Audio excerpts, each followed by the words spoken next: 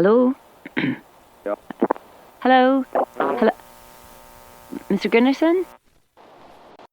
Hello, Mr. Oh, I don't know if you hear me. I'm going to put the phone down. I'm going to try and call back, okay?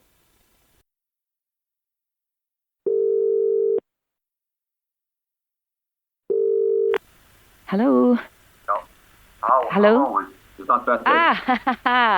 I can hear you now. The connection here is very unreliable and totally weather dependent. Oh, right. Yeah. Is the weather bad right now?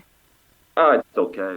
Comes play up for a whole host of other reasons Oh, too. Lordy. Well, look, here's me talking about the weather. We should absolutely take advantage of the clear line, yeah? Don't worry, it's not just a British thing.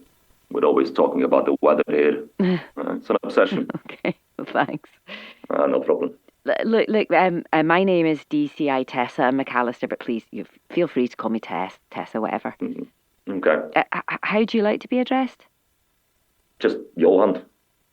We're all very informal here. Oh, great. Well, Johan, as per my email, I'm going to be recording this call for our records. I hope that's okay. Understood. Brilliant. And Johan, would you mind pronouncing your surname for me, just so I don't mess it up? Gunnarsson. Gunnarsson. Great. Thank you. Well, listen, firstly, Johan, I want to pass on my condolences for the loss of a member of your crew.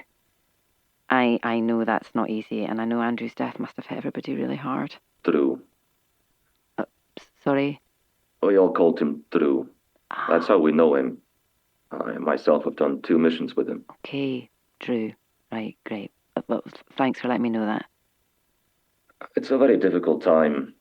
We're still dealing with the Mark thing, you know. Yeah, is he still in isolation? Yeah, we have to. I take precautions still, you know. He was totally out of control. He took a pool cue, smashed up the games room, the TV. So out of character. Right. People were terrified. It was like Jekyll and Hyde. Okay. One minute he was Mark, and the next minute crazy. Have you got any indication of what happened there? You know, Antarctica happened. Winter over syndrome. Extreme case of it, sure. Most of the time people just get a bit grumpy and frustrated. But this was big, as I say, extreme. Right. Winter over syndrome. Oh, you're going to need to explain that to me a bit. Oh, sure. You're here for the Antarctic winter. There's no daylight for months. It's dark. It's cold, very cold. Stuck with the same people, completely isolated, with no way of getting out. No one else coming in. It's not suited to everyone. Some break under the pressure of being here. Yeah, that sounds really difficult. Difficult for some, enough so that they gave it a name. The problem is you don't know until you get here. And one year might be different to the next. I mean, not for me. I like the peace and quiet, same routine every day. It just doesn't suit everybody. Can I ask you, Han, have you ever seen it before? I have seen it before. And in my mind, it's not always predictable. Right, yeah.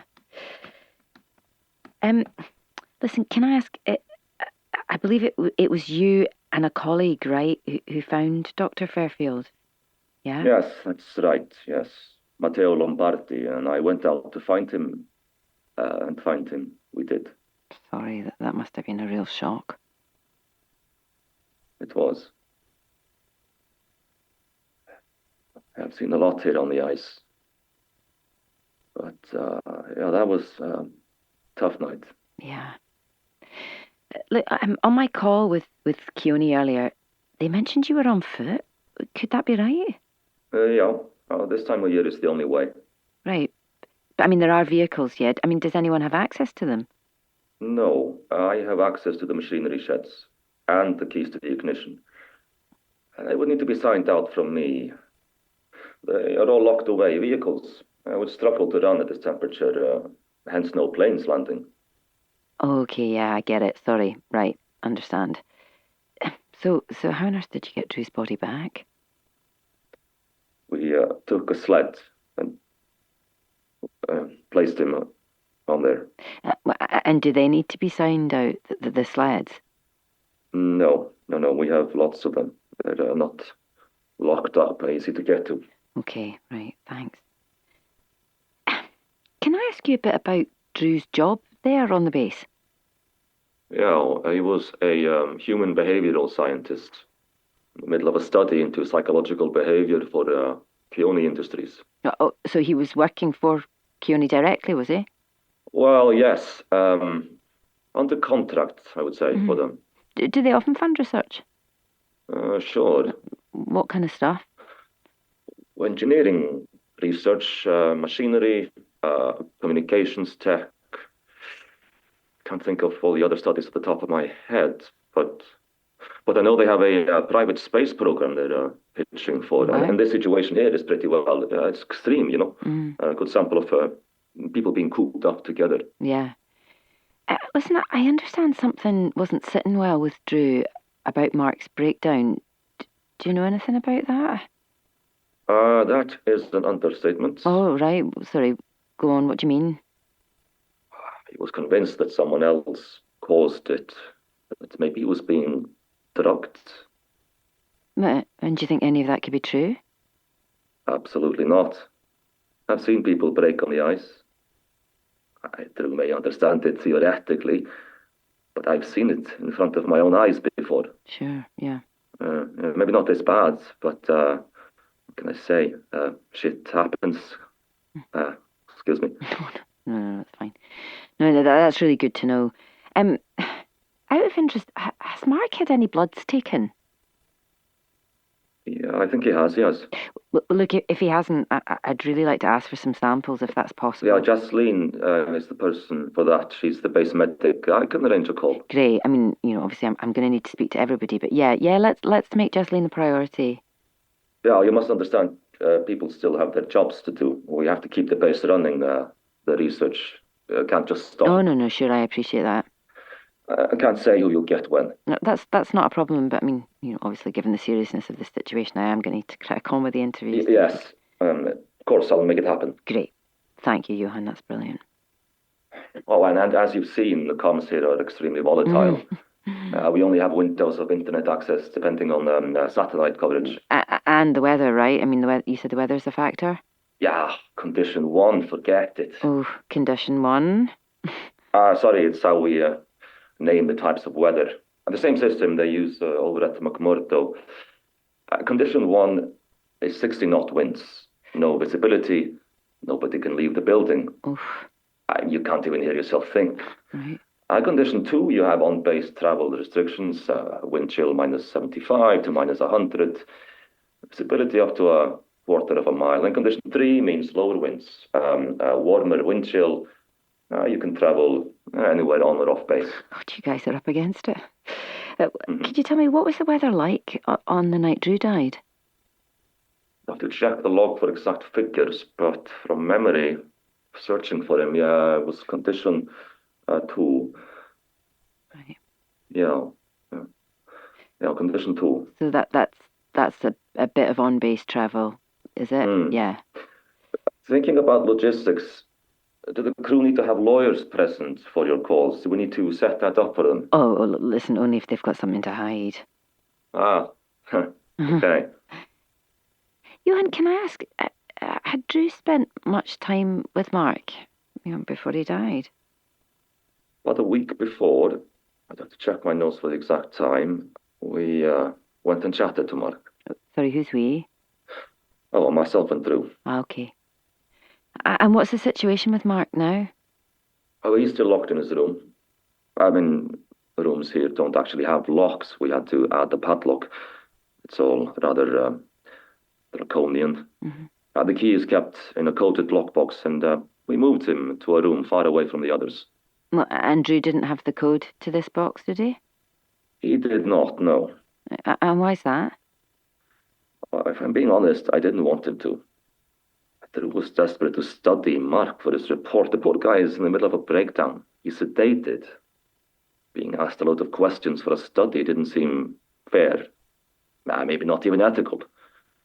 Well, that's my humble opinion. No, sure. I mean, no, that sounds like a really good call. I think it's Maria. Yeah, Maria, I think you're going to have the most difficulty talking to. You know Badrun, Maria, I assume. No, I don't actually. Sorry, I'm just getting up to speed with all of this. Well, Maria is very upset. She and Drew were in a relationship. Ah, I see. Okay. Sorry, can you define relationship in this situation? Oh, okay. Have you heard of the term ice wife? Um, no, can't say I have. It's a term that some people here use. You take an ice wife for the winter. You know, men and women get together. Taking an ice wife? My God, that doesn't sound very evolved, Johan. Hey, when I started on these bases, there were no women at all. Totally male environment. And that's changed now, has it? Yes, big change. And it's normal, is it? To, to take an ice wife? Again, normal enough that there is a term for it. Right, like 500 words for snow. Well, that's the North Pole, but yeah, sure. People adapt to their environment. Apparently, Drew and her got together when the base was being prepped for winter. Maria wasn't even meant to be staying for winter. But she decided to, so she could be with Drew. Okay, well, and how was it? Oh, they seemed happy. They shared a room. Winter can be hard and solitary, so going through that with someone else can help, you know. Have you ever had a nice wife, Johan? No, Sorry. no. Been a wee bit nosy. Yeah, but no, I was married for over 25 years, and very happily. My wife passed away a few years ago. Oh, I'm really sorry to hear that. Kids are grown up. They have their own lives. That's why I take missions like this for Keone. There's very little for me at home anymore. Yeah, so Maria has taken Drew's death very badly. She says they had a fight. A fight? Argument, something nonsense. You know, stuff couples fight about. But she says the last time they spoke was in anger and she can't forgive herself. I wish out of everyone I could get her on the plane. It's hard to be stuck here for months after a tragedy like this. She needs her family. Sure, yeah. Has she spoken with them yet? Yes, of course. Good. Okay, some practical things I'm going to need your help with. Getting Drew's study notes emailed over or scanned if they're handwritten. Can you get access to his computer, Johan? Yes. He also took recordings, sort of audio diary for his study. Ah. Maria passed me the drive so I can get that uploaded and sent over to you. Oh, yeah, great. That would be fantastic. Drew also, he interviewed all the crew at the start of the winter for his study, what he called a baseline test. We'll get that audio sent over also. It's a good way for you to understand who everyone is here on base. No, that would be really helpful. Yeah, amazing. It's a good way for you to put faces, voices to names before you talk to the crew. Yeah, fantastic. This is all really brilliant. Thanks, Johan. I'm also going to need a download of Drew's phone, yeah? Okay. Who's got his phone at the moment? I do. It was with his body. It's here in my safe. Great. Look, ideally, I'm going to need everybody's phones, actually. No, that will be trickier. I know what people are like, but I can ask. Yeah. Well, listen, I mean, I'll also ask when I speak to them all. Yeah, okay. Well, we have a radio tech guy, Luca. He can help accessing and transferring data to you, no problem. Yeah, and obviously, due to the nature of the investigation, this is all going to be done under supervision. Oh, of course, yes. I want this done right. When the post-mortem was happening, I made sure I was there. I mean, I understand we're all suspects to some degree, of course, so I want to be as helpful as I can be. Thanks, Johan. Really appreciate it. Have you listened to it yet? The post-mortem, I mean. Well, actually, I wanted to call you first, but it is next on my list, so I'll be listening to it soon. Yeah, it's just horrible. I mean, I've never had to do anything like that in all my years. Mm-hmm. Yeah, must have been really upsetting. I'm sorry. Yeah. As I say, Drew was a friend. To see him like that, it's awful. Yeah. I believe that you found the way he was dressed was surprising. Is that right? He didn't have enough layers on. Everyone takes an age to suit up when they go out. But he did have his coat on, though, right? Yeah, that is how we found him, the GPS. He had his outside trousers on too, but not enough mid layers. Something wasn't right. The head wound, of course, was the big giveaway. What do you mean? Give away for what? Foul play. Oh, right, of course, yeah, I see. See what you mean. Yeah, Drew's death has been extremely upsetting. I'm in charge of the base. It happened on my watch. I feel responsible. No, listen, What I should do? I'm sure you're doing absolutely everything you can. I've got every confidence in you. But if there's anything else I can do. Well, I would actually like to pass any CCTV tapes on to my team for reviewing. That would be really useful. I'm afraid we don't have CCTV on the base. There's never been any risk of someone breaking and entering. Of course. It's also just another tech thing to maintain. Although, maybe that'll change now. Yeah. Listen, I'm just making sure we've got all this. You're going to check on the blood work for Mark, yeah? That's written down, yes. And then Drew's notes, Yeah. His diary, everyone's phones. Mm-hmm. Anything else? Keone mentioned that there's a lockdown in place. What exactly does that mean, Johan?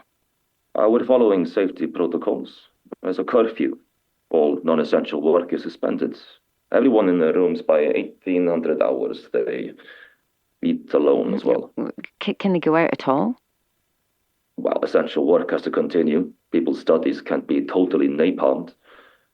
Matteo, my deputy, also suggested shift patterns for that so that the crew aren't crossing paths much or at all. Whose protocol is this that you're following? Keone's, I guess. Okay. But each base will have a disaster handbook. Yeah. Sorry, it sounded a little bit heartless. Oh, no. I think you're doing amazingly, given what you're all going through. No. It's pretty miserable. I'm not going to sugarcoat it. I mean, we have to find out what happened to know we're safe. Otherwise, it'll feel like the longest winter over in history. Yeah. Well, listen, Johan, thanks so much for taking the time to have this call with me. No problem. That this remote investigation is going to take some getting used to, I can tell you. The remoteness is what we know. It can be impossible for those who have not experienced it to understand what it's like down here. Well, I did grow up in the northeast coast of Scotland, so. You wouldn't be laughing when all you have for miles around is one fish and chip shop and it bloody closes. Listen, Johan, it sounds like maybe a daft question, but is there anything you can recommend that I read or whatever, just to get a better understanding of your life there on the base? You like podcasts? I can send you a recommendation. I kind of prefer film, actually. Go watch March of the Penguins. Okay. Yeah, will do. Okay, thank you. Okay, well, listen, well, no doubt we'll speak soon, but thanks so much again. And if you need anything from me in the meantime, I've emailed you all my contact details, so you can just get in touch, yeah? Yes, I have them. Thank you. Thank you so much, Jessica. Brilliant. Thanks, yep, speak soon.